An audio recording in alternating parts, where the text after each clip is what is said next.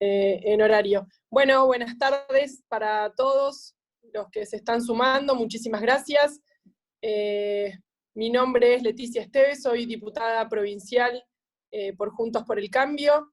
Esta es una charla que organizamos desde BCN, que significa Bases para el Cambio Neuquino, es un grupo de técnicos que organizamos, es un grupo técnico que organizamos para poder darle soporte legislativo a todos los concejales del espacio de Juntos por el Cambio, por supuesto también a los diputados, en el espacio también lo integran nuestros diputados nacionales, que nos está acompañando, lo veo ahí en la lista, a Fran Sánchez, diputado nacional por nuestro espacio, así que nada, la cuarentena nos hizo modificar un poquito las actividades que veníamos llevando adelante, y estas charlas han sido de gran utilidad para mantenernos informados, para poder capacitarnos, y sobre todo para estar en contacto con todo esto que nos está pasando, no solo a nivel provincial, sino, por supuesto, en todo el país, y ni hablar a nivel mundial.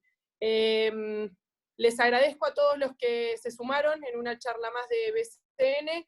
Le voy a dar la palabra a Nico Montero para que haga la presentación de hoy. Tenemos una gran invitada, que es un orgullo tenerla, así que Florencia, virtualmente bienvenida a Neuquén, y Nico, adelante. Bueno, gracias Leti, buenas tardes para todos, muchas gracias Florencia por atender el mensaje y estar disponible para conversar con nosotros un rato. La idea de esta charla era hablar un poco de seguridad y justicia, algo que nos viene preocupando estos últimos meses, algo que pasó con las prisiones domiciliarias, la liberación de presos, y bueno, y algo que aparentemente se viene, que es la modificación de la justicia. Así que, bueno, qué mejor que tener a Florencia para que nos dé un pantallazo con su experiencia, tanto desde lo privado como desde lo público. Ya los últimos 2 años estuvo en el Ministerio de Seguridad con Patricia Bullrich. Y bueno, es una de las personas que más ha luchado contra las mafias, los narcos. Así que yo no digo más nada, no quito más tiempo, solamente doy unos lineamientos para que sepan cómo nos vamos a manejar. Los micrófonos van a estar todos silenciados durante toda la charla. El que le quiera hacer preguntas a Florencia las va a poder hacer, que por favor las dejen en el chat y yo las voy a leer. No le vamos a habilitar el micrófono a ninguno por una cuestión de organización más que nada. Y bueno, la idea es que Florencia hable 20, 30 minutos, lo que considere necesario, y después ya vamos a las preguntas. Agradecer una vez más a todos los que están presentes y arrancamos. ¿Sí, Florencia? Dale, hola, buenas tardes. Bueno, muchas gracias por la introducción.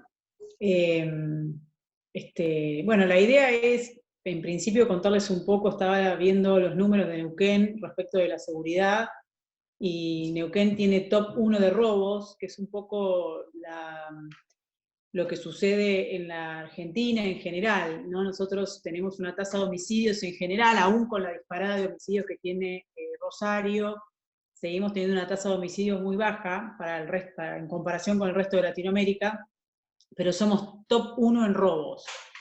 Y cuando vos empezás a desagregar el delito de robo, que parece que es, obviamente, comparado con un homicidio, comparado con una violación, sería el delito menos grave, ¿no? Porque de última es, aunque está mal, es dinero o es algo material que eventualmente podría ser reemplazable, una vida no. Pero lo que conlleva a ser top 1 en la escala de robos es que el que roba sabe que tiene un mercado de reduce, un mercado negro donde va a colocar ese objeto robado, y eso termina alimentando, digamos, los delitos complejos como son los desarmaderos o lo que es el tráfico de armas. Digamos, al tener tan aceitado un mercado ilegal, tan permeable, tan solvente, ¿no? en términos de reduce, y de que un ladrón puede robar un celular y saber que ya lo tiene colocado y que puede ganar un poco menos, pero sabe que digamos que le va a redituar. Entonces eso es un tema que en general en Argentina no se ha tocado con la profundidad que requiere, porque obviamente teniendo una disparada de homicidios en lugares como por Rosario, en donde está íntimamente vinculado con lo que es el tráfico de drogas y la corrupción política y policial, el robo queda como de costado, ¿no? Como ante la emergencia de la situación, bueno, es un poco menos grave, pero más allá de las políticas que se llevan adelante contra el crimen complejo y las consecuencias que son homicidios, toma de territorios y demás, es importante darle un tratamiento integral a los robos, que era uno de los proyectos que teníamos en el Ministerio con la ministra Bullrich en la gestión, justamente para ir a través del robo, que habíamos empezado con lo que eran motochorros, que había un problema grave en la ciudad de Buenos Aires con bandas, porque no era un motochorro que salía, sino que eran bandas organizadas que tenían determinadas postas, que tenían inteligencia previa sobre los movimientos de determinadas personas. En general, los delitos de motochorro, comenzaba la ejecución, la persecución de la víctima que salía de algún lugar financiero, puede ser un banco o una financiera de la ciudad de Buenos Aires, y terminaba en la provincia, y el robo se consumaba, o sea, el desapoderamiento del dinero era en provincia. Entonces, cuando empezamos a ver de qué manera se organizaban, te dabas cuenta que el robo, porque el motochorro no deja de cometer un robo, tenía toda una logística, una organización que se vinculaba con el mercado del reduce de autopartes, motos, autos, y con el mercado ilegal de armas. Entonces ahí, cuando vos vas por un delito que pareciera menor, terminás en un abanico de delitos que dependen de ese delito menor. Por lo tanto, la planificación de la persecución y de la prevención y del trabajo para bajar la tasa de robos en el país era un ítem que estaba particularmente trabajado, porque nos parecía que era importante desandar ese camino, ¿no? En términos estructurales, porque obviamente, como todos sabemos, la seguridad es muy coyuntural. Vos podés tener una gestión fantástica de gobierno y de repente tuviste 5 homicidios y es posible que tengas un problema de gobernabilidad.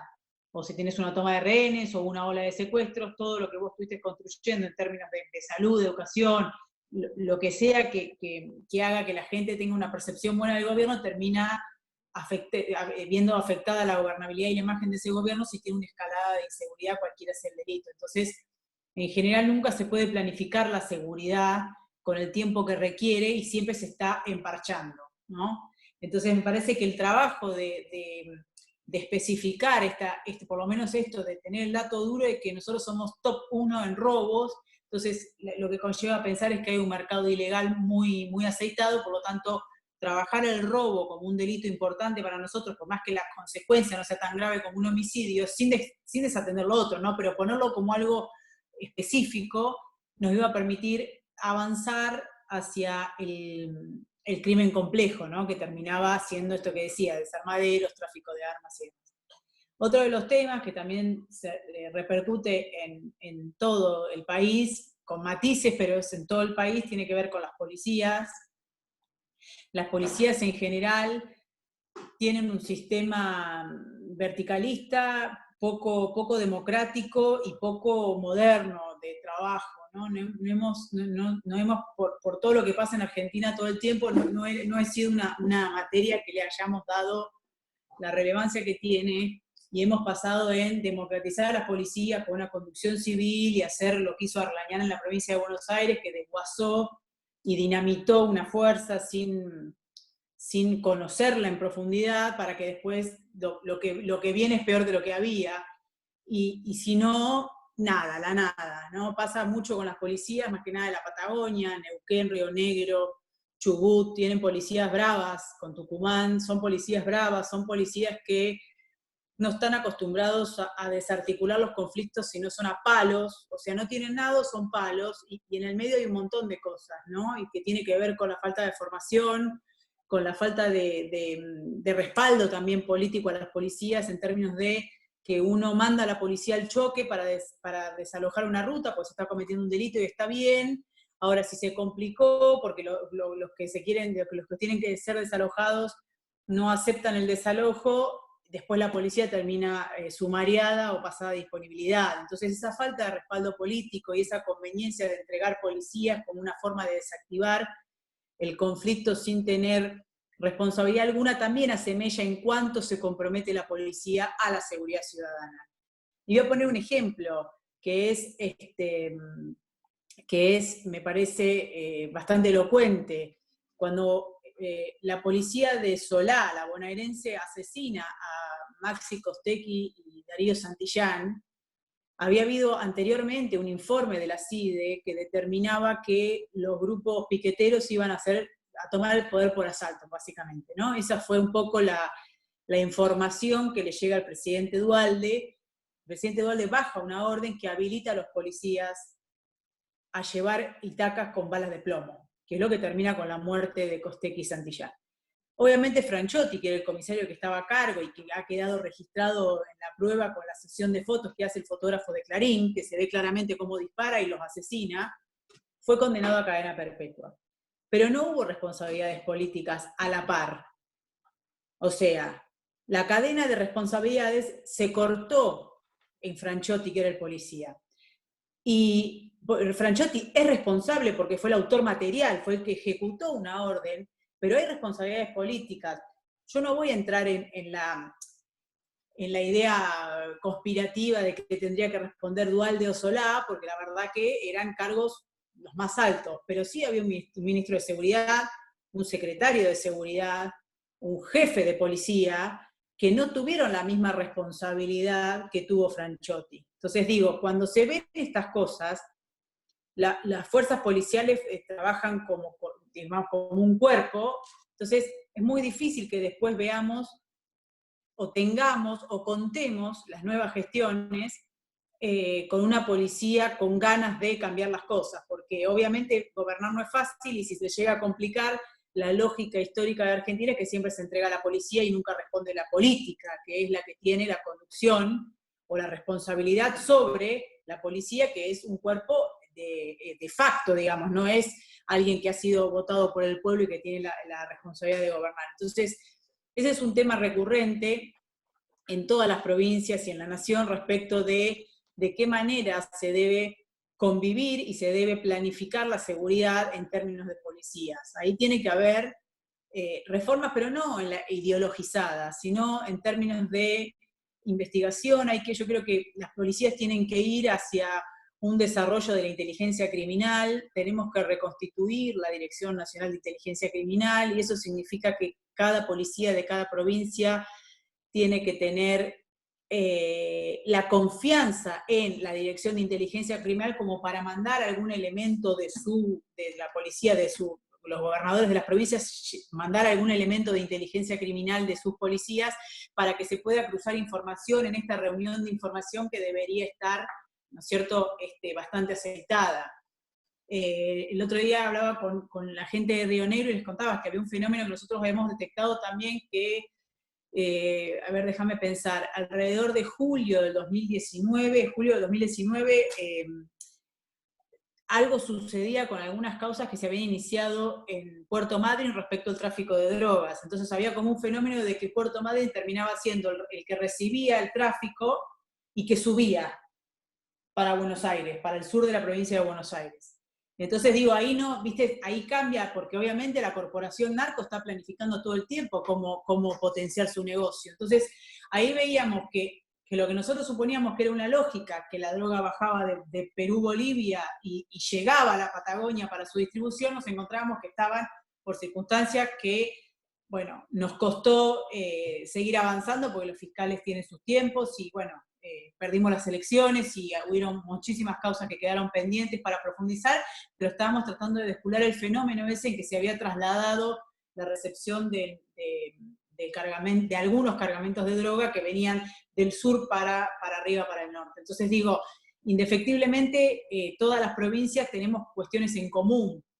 Cuando nosotros hablamos de seguridad también necesitábamos, la ministra Bullrich había pedido el ANMAC. El ANMAC es el ex-RENAR, que es el que tiene el control de armas. Y habíamos pedido el RENAR porque nosotros entendíamos que hoy el RENAR, voy a decir RENAR porque es más conocido por todos, es ANMAC la sigla ahora correcta. Pero nosotros entendíamos que cada delito que se cometía en Argentina, sea un delito menor como un delito gravísimo, el detonante o el que modificaba la suerte de ese delito, de ese resultado, era el arma. Entonces, todas las armas en Argentina tienen un registro, no es que es como los inmuebles, como los autos o como los semovibles. como una vaca, digo, nadie puede tener, no es como un anteojo que yo lo puedo manipular y si te lo doy a vos, podés decir que es tuyo y yo no tengo forma de probar que es mío. Entonces, hoy el 70%, 80% del presupuesto de la ANMAC ex-RENAR está abocado a perseguir al señor que hace casa mayor y que tiene que renovar la tira de cartuchos, digamos, cuestiones obvias pero que son legales. O sea, el que tiene autorización para hacer casa mayor tiene registro de armas, registro de cartuchos, de municiones, y no es que va a hacer, con eso va a salir a secuestrar gente. O sea, sin desatender eso, que está bien, porque tiene que tener un registro, el ANMAC también tiene que hacer un trabajo profundo e integral respecto de las armas ilegales. Y para eso el ANMAC tiene que profesionalizarse, informatizarse y hacer que todas las fiscalías generales de todas las provincias tengan acceso a todas las causas que tienen secuestros de armas de todas las provincias para determinar cómo es el trayecto delictual. Porque nos ha pasado de armas utilizadas en un secuestro en la provincia de Buenos Aires que habían sido secuestradas en Ceres, en Santa Fe. Hubo otra que había venido de Chaco. Chubut tiene un tema con las armas, bastante complicado. Entonces quiero decir, no hay una comunicación en donde el fiscal general de Chubut o el procurador provincial pueda tener acceso al sistema informático de registros de secuestros de armas en causas judiciales para poder comunicarse con el procurador provincial de Santa Fe y decirle, mirá, vos tenés una causa, yo tengo, mirá, a mí me secuestraron esta arma que vos secuestraste acá, tengo este mismo tipo que lo denunció una señora que le habían robado el arma. Entonces ahí vos podés empezar a trazar un mapa delictual en Argentina, más que nada para la persecución de los crímenes complejos, que es lo que más nos preocupa: narcotráfico, trata de personas, tráfico de armas, lavado de activos. ¿Por qué? Porque un cargamento o un narcomenudeo o una distribución de cocaína en un lugar, que es un negocio millonario e ilegal, por lo tanto a la larga siempre va a terminar los tiros, sin armas, se vuelve vulnerable. O sea que si nosotros enfocamos y hacemos, como les decía, una política específica del robo y también hacemos una política específica para el control de armas ilegales, ustedes fíjense que las políticas de los últimos años del arma era el desarme voluntario civil. Iba mi abuelo con el trabuco del 42 y lo entregaba. Y después vos veías que había un pibe de 15 años en una villa que estaba con una ametralladora corta. Entonces lo que digo es una política dirigida a el secuestro y el reconocimiento y el cruce de datos en una informatización que esté en todas las procuradurías, de todas las jefaturas fiscales de las provincias unificadas en un solo sistema para que todos tengan acceso a los datos de las armas secuestradas. Otro tema, que seguramente pasará mucho en Neuquén. Se comete un delito con un arma. El arma termina secuestrada o en la policía o en la fiscalía. Pero las fiscalías no tienen estructuras para guardar esos secuestros. Entonces capaz que la tienen en un cajón con llave y un empleado infiel vio el negocio y se la llevó. Y es posible que ese fiscal no denuncie, pero no porque está metido en la joda de la venta de armas, sino porque si denuncia que un arma secuestrada se le desapareció de su fiscalía, se le arma quilombo, aunque sea por negligencia. Entonces la deja pasar. Entonces digo, una política activa de armas, que era lo que nosotros también habíamos decidido decidió la ministra, obviamente, por eso había pedido al presidente de la Nación que el registro de armas, el ex-RENAR, el ANMAC, pase a la órbita del Ministerio de Seguridad, porque la política criminal tiene que ser una sola. Y también pedimos el Servicio Penitenciario Federal, justamente para tener primero el control de los movimientos de los reclusos, porque hay muchos fenómenos y se están dando en algunos lugares acá y más en cárceles federales, que se da mucho en Brasil respecto de que vos metés en cana a un tipo que tiene tentáculos afuera y que aún dentro del penal sigue manejando la organización. Entonces digo, para tener acceso a información y control de la persona que está detenida por un lado, y también para hacer un desarrollo de política penitenciaria que tiene que existir. La política en Argentina no ha construido cárceles, las últimas cárceles que se han construido en volumen, digo, algunas cárceles provinciales han habido, pero las últimas las hizo Menem, que fueron los dos complejos federales, de Marcos Paz y de Ezeiza. Supuestamente si vos construís cárceles sos un mal gobierno, porque en realidad si construís cárceles es como que sos un represor, y la verdad que no. Nosotros consideramos que construir cárceles significa poder cerrar devoto, que es un zoológico para seres humanos. Construir cárceles significa que cada persona que comete un delito tenga garantizada, porque somos republicanos y defendemos el Estado de Derecho, que está privado de su libertad, pero que no vamos a permitir ni torturas, ni hacinamiento, ni malos tratos. Entonces, cuando nosotros tenemos claro esas consignas, le sacamos argumentos al kirchnerismo y al progresismo que te quieren correr por izquierda. Es decir, nosotros no vamos a permitir Devoto, nosotros no vamos a permitir que en un lugar como Devoto alguien que es un ladrón primario tiene que salir asesino porque si no lo matan ahí adentro. O sea, nosotros como republicanos respetamos las reglas de READ, de tratamiento de reclusos, y queremos que los presos no salgan, no tengan privilegios, pero que solamente, como dice el Estado argentino en la Constitución, lo único que tienen privado es su libertad, no su derecho a estudiar, a trabajar, a vivir dignamente, a buscar su porvenir y a evitar reincidir. Entonces digo, también era una política activa tener el control de las cárceles federales.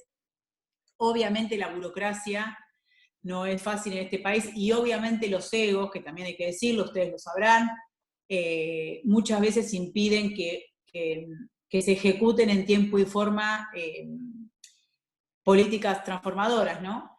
Y otra cosa que también defendimos y vamos a defender, y por ahí les va a servir a ustedes como insumo, es la lucha contra el narcomenudeo. Este gobierno, cuando asumió, lo primero que hizo la ministra de Seguridad, Frederick, es tratar de deslegitimar la política de lucha contra el narcomenudeo, diciendo que nosotros criminalizábamos a los barrios. Y la verdad que es otra de las falacias del progresismo, y es que, digamos, y demuestra que no conocen los barrios, las barriadas populares de todos los lugares, son distintas infraestructuras, distintas realidades, pero más o menos en todas las provincias, en mayor o menor medida, hay barriadas populares, en donde lo primero que piden las personas que viven ahí es seguridad, porque la seguridad pega primero en ellos. O sea, cuando adentro de la villa vos tenés una banda de pibes chorros, las primeras víctimas son sus vecinos, pobres, que tratan de salir de pobres y que son tan pobres como los pibes chorros y no delinquen. Entonces, la política de narcomenudeo, por ahí en términos de volumen de secuestro de droga, no era tan importante, pero sí era importante para los vecinos del barrio de sentir que el Estado entraba por primera vez de la misma manera que entra en un barrio cualquiera cuando la policía está haciendo prevención en la calle. Sentían que se sentían importantes, reconocidos, tenidos en cuenta por primera vez. Entonces, cuando te quieren hacer creer que la ministra reprimió, la mayor imagen positiva la ministra la tuvo en los barrios populares del conurbano bonaerense y del AMBA, por lo menos de donde yo soy oriunda, que pude recoger testimonios en persona, porque yo trabajo hace mucho tiempo en esos territorios. Nosotros fuimos también la gestión que te trajo detenida un destacamento de la Gendarmería de Chaco, porque estaba vinculado al narcotráfico. Entonces digo, cuando te quieren pegar a la represión, nosotros tenemos argumentos para decir, nosotros no reprimimos, nosotros aplicamos la ley, orden y respeto a la ley. Y el narcomenudeo es importante porque vos le desactivás, a ver, la corporación narco tercerizó en las villas la distribución de droga. Entonces, esa tercerización crea en las villas bandas que se encargan de esa distribución. Entonces, indefectiblemente los monos en Rosario pasó un fenómeno especial también, que durante muchos gobiernos la recaudación ilegal de la corrupción era vertical, y con el socialismo se horizontalizó, por decirlo de alguna manera. O sea, se cortó la verticalidad de la recaudación, entonces comisarios de los barrios que tenían jurisdicción en los barrios postergados terminaron haciendo su propio negocio, y ahí es donde se le dispara la tasa del delito y no la pueden controlar, porque antes ellos, con la verticalidad de la recaudación, de alguna manera contenían o administraban los delitos. Eso pasa habitualmente, no hay que generalizar, porque la mayoría de los policías de toda la Argentina son gente decente, pero bueno, hay elementos estratégicos puestos en algunos lugares de decisión de las policías que permite esta cuestión de que el narcotráfico tenga una vía siempre para generar frutos, que la guita negra ganada del narcotráfico tenga un lugar permeable para ser blanqueada. Entonces eso se llama impunidad. Cuando nosotros peleamos contra la corrupción, no es que somos puritanos, nosotros entendemos la complejidad, pero nosotros tenemos que seguir diciéndolo, porque la que se robaron es la cloaca que falta. El día que linquemos esas dos cosas, dejamos de botar chorros. O sea, es como muy gráfico, ¿no? Pero te la empastan, hubo obviamente en nuestro caso muchos errores, no entender la complejidad de la Argentina, y bueno, terminamos volviendo los mismos, ¿no? Pero nosotros tenemos para adelante una oportunidad histórica. Yo creo que lo más importante de Cambiemos, aún con todos los errores que cada uno de nosotros seguramente con perspectiva propia habrá analizado y sabremos por qué se perdieron las elecciones, yo creo que lo más importante que hizo el gobierno de Cambiemos es cohesionar por primera vez a la clase media, a la que sostiene el carro, a la que empuja, a la que paga impuestos, que toda la vida había votado por uno o por otro, pero que no estaba organizada detrás de un sentido, de una idea, de una cercanía hacia una ideología política, porque en general estamos preocupados todos por llegar a fin de mes, porque nuestros chicos puedan estudiar. Entonces digo, me parece que el mérito de Cambiemos fue, yo lo llamo el republicano, ¿viste? Este paraguas republicano donde podemos estar todos quienes no creemos que el populismo es una opción, ¿no? El populismo entendido como que la república sirve en tanto y en cuanto me sirva a mis fines, y si no vamos por todo, que puedo manipular la justicia, que puedo usar a los pobres, bueno, todo lo que ya sabemos, ¿no? Esta idea de que pague, que la riqueza es un pecado, que aumentar la riqueza es de oligarcas, bueno, todas estas concepciones que ya conocemos, están por un lado, y me parece que es sano en este país que haya un bipartidismo, y me parece que es el momento nuestro de decir, bueno, en este paraguas republicano, con todos los colores, peronistas republicanos, radicales republicanos, independientes, liberales, libertarios, no sé, discutamos en este lugar porque tenemos una consigna en común, que es, nosotros sabemos que la república se defiende, nosotros sabemos que las instituciones, aun cuando son burocráticas, nos van a defender de que el día de mañana me rompan la puerta para venirme a buscar por lo que pienso. Entonces digo, esas cuestiones, ¿no? Que al que trabaja hay que alentarlo, al que produce hay que facilitarle la producción, porque más producción, más trabajo, el trabajo es genuino o no es. Digo, estas cosas que creo que todos coincidimos, porque venimos de esos lugares, ¿no? De ver a nuestros viejos laburar y de que el sacrificio es lo que vale y tener tu título y todas esas cosas. Entonces me parece que ese es el desafío de acá para adelante. Y me parece que la seguridad, en el caso de la justicia, tiene que ser un plan estratégico más allá de lo coyuntural que suceda. Entonces, eso les decía, algunas cosas que nosotros llevamos adelante, porque la política criminal tiene que ser una, pero también la seguridad la seguridad tiene, para mí, es como yo siempre lo trato de explicar, 4 elementos fundamentales. El desarrollo social, porque es verdad que donde hay desigualdad hay violencia. Eso no significa que se justifique el delito. Porque si tenemos 15 millones de pobres, y ahora vamos a tener unos cuantos más después del coronavirus, y tenemos 100.000 presos según los datos de la Procuración Penitenciaria Nacional, 95.000 entre cárceles provinciales y nacionales, y vamos a poner que el 95% de los presos son pobres, porque es verdad, no es ni el 0,01 de la cantidad de pobres que hay en Argentina. Si la pobreza fuera justificativo para delinquir, en Argentina estaríamos en guerra civil. Por lo tanto, el argumento que utilizan para justificar el delito muchos progresistas que no conocen la profundidad de un barrio popular o de la pobreza, y que romantizan la pobreza y que hacen pobrismo, y que esta cosa de seguir a la Iglesia Católica en la idea de que alabemos al pobre cuando lo único que quiere el pobre es salir de ahí. Entonces digo, estas concepciones, obviamente que todo eso se desactiva hasta el aparateo de las organizaciones sociales, que ya sabemos cómo juegan y demás, que utilizan a los pobres, que de ahí traccionan para instalarse, ya sabemos cómo es, pero eso se desactiva con desarrollo social, que tiene que ir por debajo de los otros 3 elementos, que es justicia, policía y servicio penitenciario. Esos son los 4 elementos que se tienen que trabajar la seguridad. ¿Por qué? Porque vos podés tener una policía, hablé mucho de las policías, una policía súper moderna, hacer lo que hizo Rudolph Giuliani en Nueva York, descabezar 500 comisarios, bajar una línea de transparencia y convertir a la NYPD, que era la mayor corrupción del 89-90, a una de las mejores policías del mundo, y obviamente el desarrollo económico y social de Nueva York hizo un vuelco así. Pero si vos no tenés como contrapartida que cuando la policía trabaja y te detiene a una persona, la justicia está acorde a lo que hace la policía y lo mantiene detenido en un juicio como corresponde, entonces si se rompe la cadena ahí no tiene sentido. porque a un penal o a una cárcel o una condena te la pone el juez. Por lo tanto, si juez y fiscal no van en tándem con la idea, digamos, con la estrategia política de un gobierno, es muy difícil.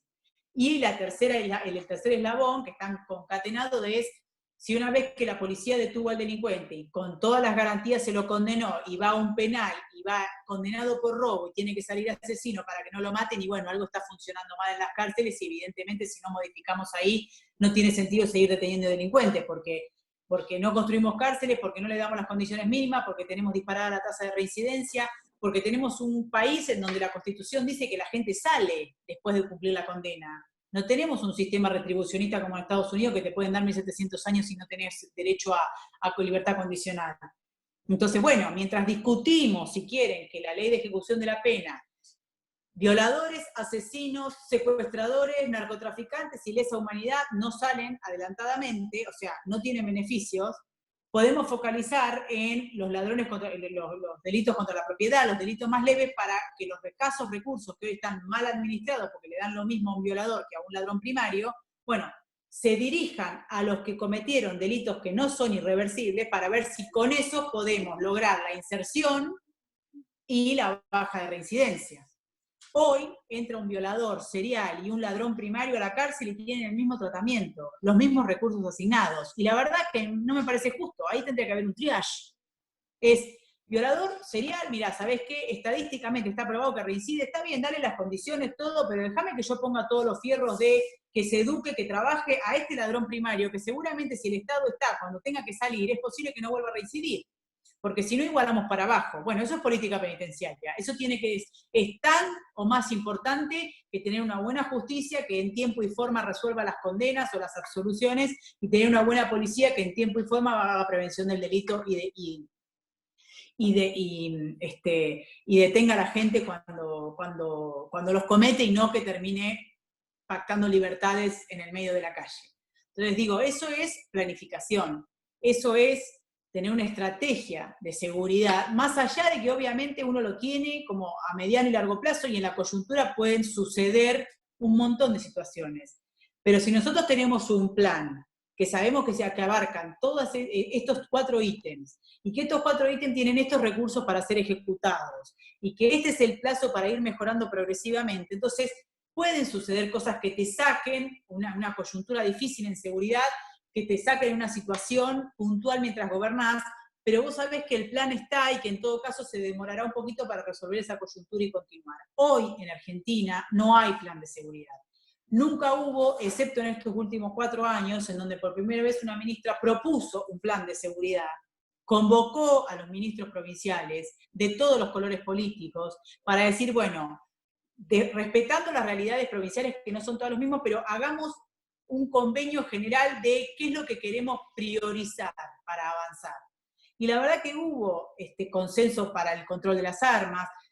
Cuando yo digo control de armas, es control de armas ilegales. Es el secuestro, el control y la responsabilidad que tiene el Estado Nacional de que esas armas no vuelvan al mercado negro, ¿no? Obviamente el control legal está bien, pero eso ya está blanqueado. Una persona que va a renovar su tenencia legítima sabe que tiene un arma así. Yo estoy hablando del chico que está con una 9 matando a un padre de familia en un robo. Ese arma fue robada de algún lado o facilitada a ese pibe por alguien, y seguramente tiene numeración limada, en algún lugar fue denunciada. Digo, ese lugar no lo pudimos trabajar bien nunca. Bueno, con la ministra se planteó y se trasladó la inquietud, que tuvo buena acogida. Habíamos empezado a hablar con algunos fiscales generales como para que a sus subalternos les digan, che, cuando secuestre un arma, elévenme en principio las actuaciones para nosotros informatizarlas, o por lo menos juntar la información, y en todo caso después, cuando el gobierno nacional haga el sistema que queríamos unificado y federal, podamos ir subiendo esos datos para que cada uno de las provincias sepa, digamos, qué pasa con las armas, se secuestraron, y por otro lado sacarlas de la policía y del Poder Judicial para ponerlas en los depósitos que tiene el RENAR. El RENAR tiene edificios preparados para el secuestro de las armas. Entonces vos ahí le sacás la responsabilidad a un fiscal o a un policía de que tenga un arma secuestrada ahí que por alguna circunstancia la perdieron, y es una responsabilidad muy grave de ellos, ¿no? Porque es el objeto de una causa. Y respecto a cuando algunos dicen, no, bueno, pero la destrucción del arma, y nosotros habíamos propuesto la destrucción automática del arma, o sea, se secuestra el arma en un delito cualquiera sea, se perita, y cuando está concluida la pericia, notificada a las partes, obviamente el arma se va a destrucción. Entonces ahí ponían algunos digamos, hacían una discusión de, no, bueno, pero el arma es prueba para el juicio. Si hay un perito oficial y las partes aportaron un perito parcial y ninguno impugnó la pericia sustituye al objeto arma, o sea que se terminó la discusión. Porque si no, ¿para qué existen los peritos? Llevar arma así de la mano y nadie es perito y mirás el arma y decís sí o no, no. Entonces ahí empezamos a desarticular, obviamente, las excusas. A ver, esto parece una pavada, pero en cuanto nosotros empecemos a tener una política integral de control de armas robadas, saltan monos grandes, ¿eh? No es que son 3 tarados adentro de una villa alquilando armas, saltan monos grandes que tienen de esto un negocio muy redituable. Entonces lo que quiero decir es un desafío, obviamente todo lo que significa transparentar vas a encontrar reticencias, porque durante muchísimos años los delincuentes fueron privilegiados acá y se ha hecho mucho dinero, entonces que vengamos nosotros a decir esto se cortó acá, bueno, nadie va a entregar sus privilegios sin pelear. Por lo tanto, no va a ser fácil, pero había decisión y la verdad que había mucho más consenso para un tema que no se había tratado nunca de lo que supimos, lo que nosotros creíamos. Entonces, eso es interesante. Y respecto de los barras, que bueno, Neuquén no tiene ese flagelo, pero bueno, había una ley pero no se sorprenda que para apretar a alguno manden a los barras de Boca, porque ellos cobran, son mercenarios y se trasladan con todo gusto y hacen el trabajo y vuelven y tranquilos. O sea, no se sorprenda si lo ven a Diceo por Neuquén manejando una banda. No, lo que quiero decir es, los barras hoy son un eslabón. ¿Se acuerdan que yo hace un ratito les dije que la corporación narco tercerizó la distribución de droga en los barrios populares? Y las barra bravas en Argentina son piramidales y están, ¿cómo les puedo decir? Están determinadas, cada pirámide, la última línea, la anterior, y así hasta llegar a la cabeza, que es 1, están determinadas por el territorio. ¿Qué quiero decir? Que si vos ves es como si fuera un encastre, un juego de encastres en las barras, vos vas a ver, la barra de Boca tiene un encastre Merlo, un encastre Lomas, un encastre Ciudad de Buenos Aires, un encastre Moreno, un encastre Bellavista, y así hasta la cabeza. En general, la cabeza no tiene encastre territorial, pero tiene el teléfono del poder. Entonces, hoy las barras bravas son esa banda que necesita la corporación narco para la distribución de droga. ¿Por qué? Porque controlan territorios. La mayoría controlan territorios pobres. En el caso de la barra de Lanús, Caraza, Chingolo, digamos, esos lugares muy postergados de muchísimos años, en donde el jefe de la barra o el jefe de facción, como se dice, maneja un lugar determinado. Entonces ahí, como el Estado, no es que haya ausencia del Estado ahí, hay presencia corrupta del Estado. Porque vieron a decir, no, la ausencia del Estado en las villas. No. En las villas hay presencia corrupta del Estado que permiten ese estado de situación. Porque ahí vos tenés un 95% de personas que quieren salir de pobre y que hacen un sacrificio muy grande y que se juntan de a 5 o 6 a las 5 de la mañana para ir a tomarse el colectivo todos juntos y que no los roben. Y tenés 5 pandillas con poder que manejan toda la villa a punta de pistola. Y que la policía no los toca, y que los concejales no los tocan, y que los diputados no los tocan, y que los ministros no los tocan. ¿Y por qué no los tocan? Porque en realidad no saben a quién responden. O sea, el negocio de las barras hoy es el narcotráfico y el lavado de activos. Ese es el gran trabajo, esa es la gran fortuna de las barras. Hoy la reventa de entradas, los trapitos, eso ya es para terceras líneas o para la policía corrupta. Entonces, ¿qué necesitan las barras para seguir teniendo este negocio ilegal al mando? Ser barras. ¿Por qué? Porque te genera la impunidad suficiente para que nadie te toque. ¿Qué quiero decir? Vos vas a Merlo, el jefe de la facción Merlo de la barra de Boca. ¿Ustedes creen que el comisario de Merlo lo va a meter preso?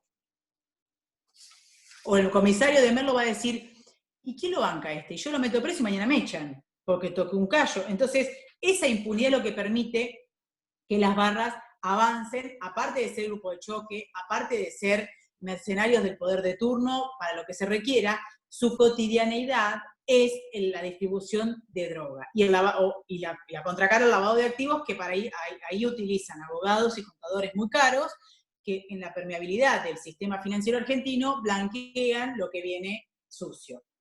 Diceo, por ejemplo, no tiene actividad laboral ni económica de AFIP desde el 2012. Entonces es una pregunta básica, digo, a mí me acaba de llegar la luz 3.000 pesos.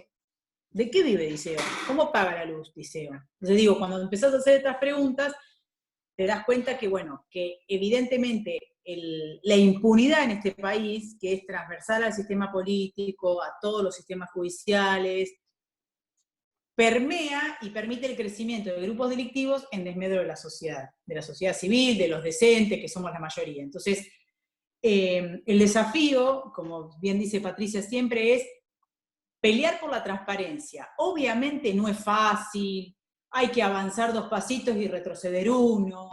Obviamente no somos puritanos, entendemos la complejidad, entendemos que tenemos que agarrar al menos malo para ir por el gordo, y ese menos malo, digamos, tenerlo de activo en el sentido de, bueno, ley de arrepentido, algunas herramientas que él pueda sentirse parte para entregar al grandote, porque este es fungible y aquel no.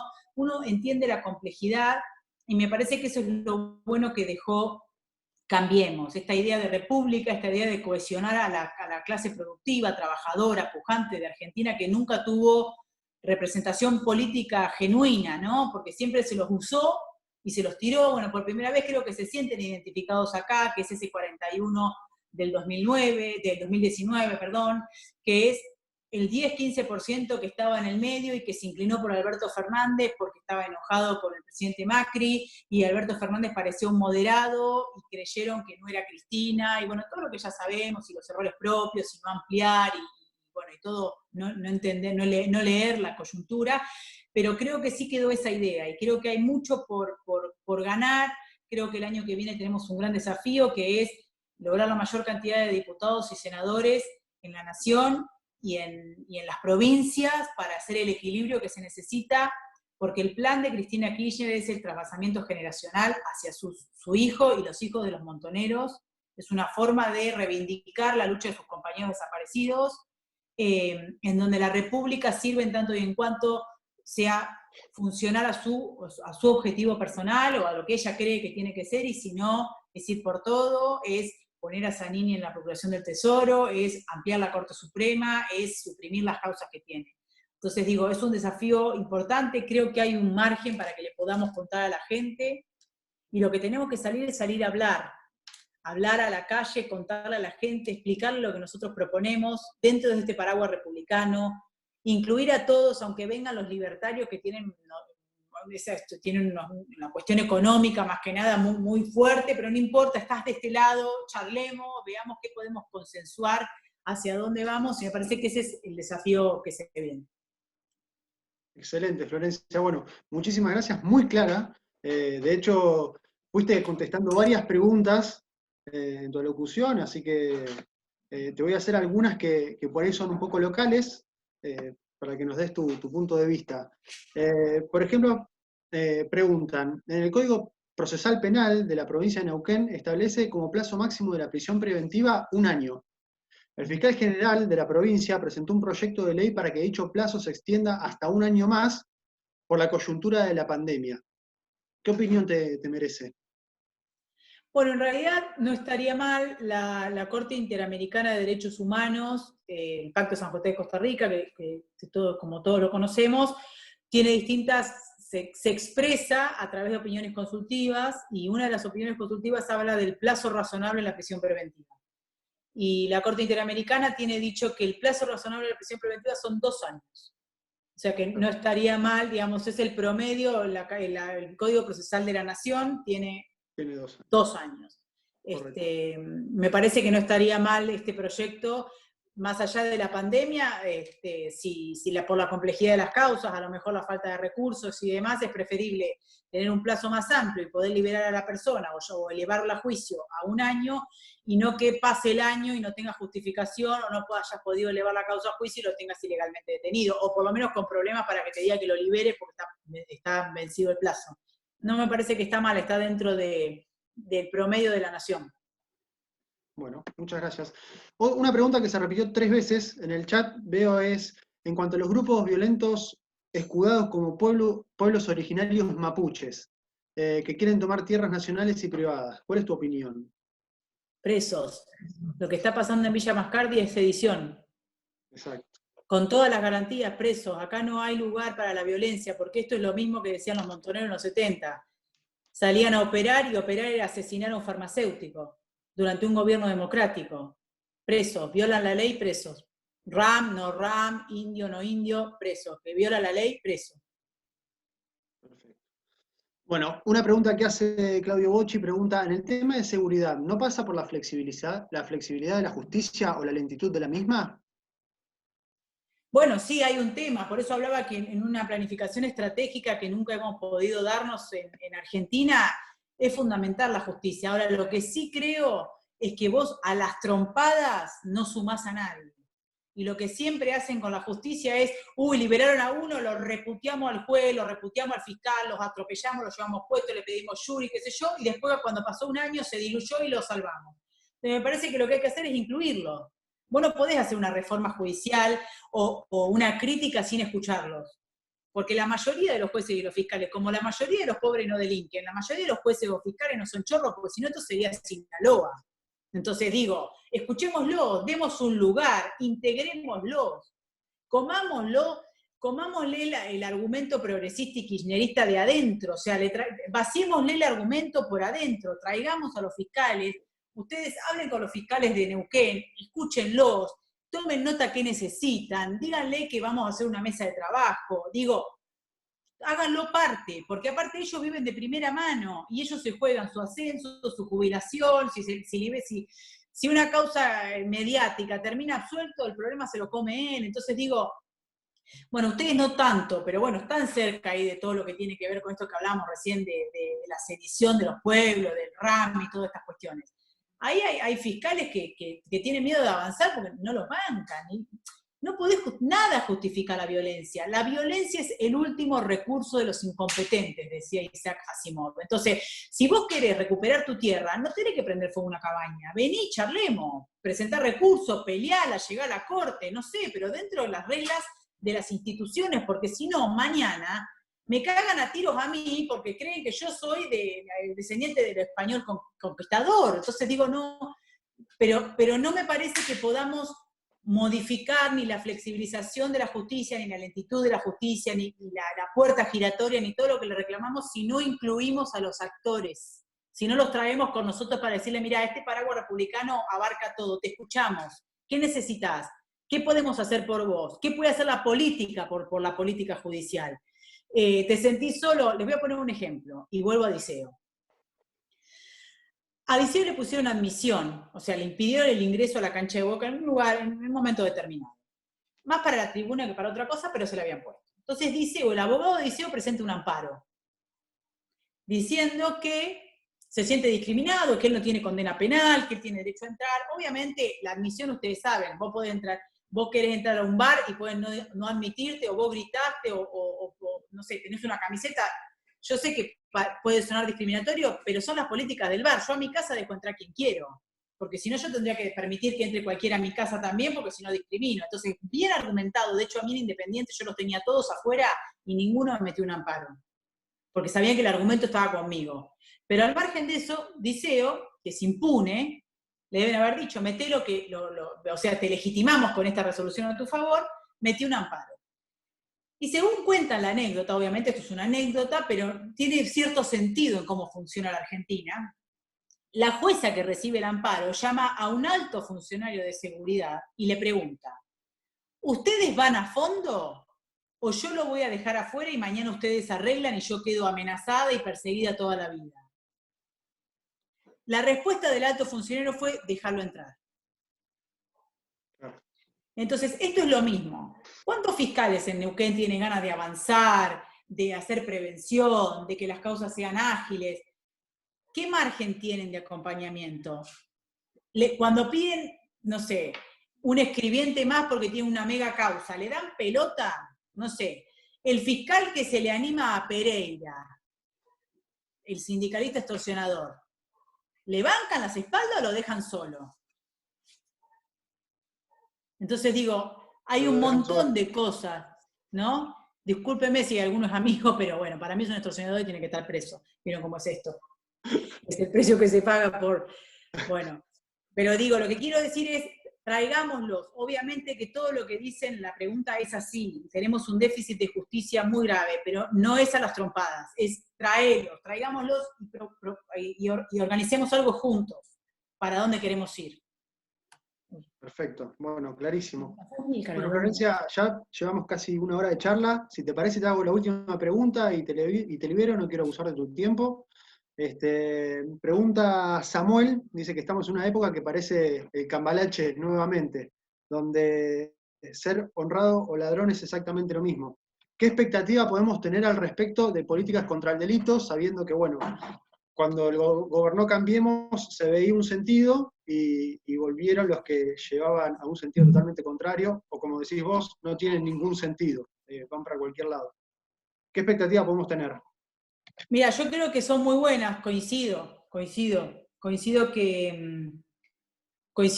es muy difícil y más que nada para la gente que labura, ¿viste? Yo me pongo a pensar cuando los funcionarios de este gobierno dicen, no, pero un sábado está trabajando, pero un hachero santiagueño trabaja, ¿qué vos? ¿Entendés? Como diciendo. Entonces, es muy difícil por ahí encontrar las palabras, pero sí, primero que la mayoría de nosotros somos decentes. La mayoría de la Argentina es decente. Y a mí nadie me va a sacar esa idea, por más que votemos chorros. Hubo un déficit personal nuestro que tenemos que evaluar qué falló, pero yo creo que tenemos un gran motivo hacia adelante, y creo que hasta que haya ganado Alberto Fernández nos facilita la ida a buscar o a convencer a la gente de que nos dé la oportunidad, por lo menos el año que viene, de equilibrar el poder en Argentina. Y ¿es república o populismo? ¿Es república o que la democracia es flexible en tanto y en cuanto me sirva a mí, si no mañana me convierto en autoritario? ¿Qué es república? República es tratar de bajarle los impuestos al que labura, que ser honrado no es lo mismo que ser ladrón, que los ladrones tienen que estar presos, con cárceles sanas y limpias, que nosotros vamos a defender en los barrios vulnerables a la gente que labura y no justificamos al pibe chorro, porque el pibe chorro tiene que pagar el delito y después, en todo caso, trabajar para que lo incluyamos. Que tenemos que proteger al laburante que se levanta a las 5 de la mañana y lo roban en la parada del colectivo para sacarle un celular que después no lo puede recuperar porque un celular te sale 50.000 pesos. Que la escuela es un lugar de inclusión y de contención, pero también es un lugar de aprendizaje. Que la meritocracia no es mala palabra. Mérito significa que yo estudio y me quiero sacar la mejor nota porque eso va a significar que a mí me habiliten una beca que al que no estudió no. Es lo que aprendimos nosotros. Que los exámenes no son para estigmatizar, que los exámenes son para ver en el lugar que está cada uno y el que más estudió es el que se lleva el premio. Reponer los premios y los castigos, siempre en el marco de la democracia. No hacer pobrismo, no usar a los pobres. La pobreza no es romántica ni linda, la pobreza es una mierda, la pobreza es una mierda, hay que erradicarla y para eso tenés que trabajar codo a codo y dejar de usar a los pobres para hacer tu trabajo político. Eso queremos. No, por ahí nuestra generación es la responsable de la transición y la va a consolidar la generación de nuestros hijos. Pero nosotros jugamos a la república, nosotros necesitamos tener ese paraguas fuerte para decir, no importa que en 4 o en 8 años perdamos las elecciones otra vez, pero que venga un gobierno de otro signo político que respete que la libertad, que la propiedad, que el derecho al trabajo, que vos no podés tener el poder de someter a la gente o de quebrar una empresa porque le bloqueás la entrada como hacen los camioneros los camioneros del sindicato, no los afiliados, los delegados y toda la mafia de Moyano, o sea, sin tener ninguna responsabilidad penal, que los fiscales se tienen que sentir fortalecidos, que nosotros no nos vamos a meter y que vamos a avanzar. Y si en algún momento, como pasa en todos los partidos políticos todavía, en Cambiemos hubieron presiones, corruptos y todo, la misma estructura republicana los va a depurar. Porque hoy la corrupción es transversal al sistema político. Entonces, tenemos la oportunidad y la esperanza de contarle a la gente, de salir a contarle a la gente y decir, mira, danos una oportunidad, nosotros vamos a defender la República, nosotros no creemos que que el populismo sea la opción, porque el populismo nos lleva al 70% de pobres, a fundir a la pyme que tiene 50 empleados, 40 empleados, 3 empleados, una pizzería que no tenga ganas de invertir. Entonces digo, y cuando te quieran correr con, no, bueno, tierra arrasada, ¿sabés qué? Lo único que hicimos mal en Cambiemos, en la política económica, fue no entender que por ahí la sociedad necesitaba más información y necesitaba, Cambiemos, más funcionarios pata en el suelo para explicar que el aumento de la electricidad en la clase media tenía que ser segmentado, porque no todo el mundo somos Blanco Villegas. Pero eso es algo que lo sabemos, porque la mayoría de Cambiemos está hecha de gente que sabe que la electricidad se paga segmentado el aumento porque no somos Blanco Villegas. Entonces digo, desde ahí, y hacernos cargo de decir, bueno, discutimos para adentro. Yo no soy orgánica de decir todo que sí. Yo siempre lo dije, a mí me llegaron 10.000 pesos de luz y tuve que pagarlo en cuotas. Y eso que para la comparación de, no sé, de un papá de una compañerita de mi hija que tiene una pizzería con 2 empleados, soy una privilegiada. Entonces digo, esas cosas nosotros las entendimos y las vamos a modificar. Pero necesitamos contarle a la gente que estamos tratando de llegar quienes podemos explicar cómo vivimos. Que el robo no es una opción, que no se le roba al pueblo. Entonces me parece que ese es el argumento y el argumento fuerte, porque insisto, la mayoría de los argentinos somos decentes, y que no nos roben esa verdad porque es así. Excelente, Florencia. Gracias, y te meto el bonus track, que me parece que con lo que dijiste ya queda más que claro, pero preguntan, ¿vas a seguir perteneciendo a Juntos por el Cambio? Estoy en Juntos por el Cambio. Estoy en Juntos por el Cambio. Ahora no estoy en política, estoy trabajando de abogada, pero Patricia sabe que cuenta conmigo. Ahora, lo que no voy a hacer es callarme, obvio. Lo voy a volver loco a todos, y que me importa 3 carajos, porque la verdad tiene que emerger siempre, y porque tenemos esa oportunidad histórica de contarle a la gente, de no desalentarlos, de decirle, estás ahí adentro, nosotros estamos y somos decentes, y alguna vez la decencia se va a imponer en este país, y ahí vamos a hacer Noruega. Excelente, bueno, muchísimas gracias. Comentarle a la que preguntó si estás por Juntos por el Cambio, que yo te contacté y me presenté como parte de Juntos por el Cambio, y enseguida accediste, estás a disposición, muy abierta. La verdad que con Florencia no nos conocíamos, y 10 puntos. Así que, bueno, agradecerte a vos, agradecerte a todo el público que vino a la sala, y bueno, seguiremos en contacto. Ahora que tengo tu teléfono te voy a molestar bastante, así que muchas gracias. Con todo gusto, y gracias por escucharme y por tomarse este tiempo. Y fuerza, fuerza, que hay que recuperar la provincia con esos que están ahí en la gobernación, que, viste que... Tienen nada más que 50 años, así que ya lo vamos a correr. Sí, claro, por eso. Tiene que emerger la clase media, tiene que llegar al poder. Esta clase media a la cual pertenecemos. Así que 64. Bueno, 64 años en el poder. Dios querido, Dios. Y otro, pero bueno, vieron que los errores también es esta cuestión que también es importante, esto para terminar. Los acuerdos de cúpula no sirven. Hay que construir horizontal, es de abajo para arriba. No que vengan a decir que Pechi Quiroga, que Gutiérrez, que no sé quién, que Pereira, no, a la gente. Yo quiero hablar con la gente, y hay que escuchar más, que otra de las cosas, de los errores que cometieron en Cambiemos, quien estaba en la campaña, de la cual yo no participé, que es un acuerdo de cúpula y te bajaban la orden abajo y vos te habías pelado el culo y te quedaste afuera. Eso no se hace, porque así se pierden las elecciones. Es de abajo para arriba. Clarísimo. Muchas gracias, Flor. Gracias, estamos en contacto. Nos vemos. Fuerza, Chau, que chau. no nos roben el De futuro. pie los aplausos. Chau, chau. Gracias. Hasta luego. Chau, chau.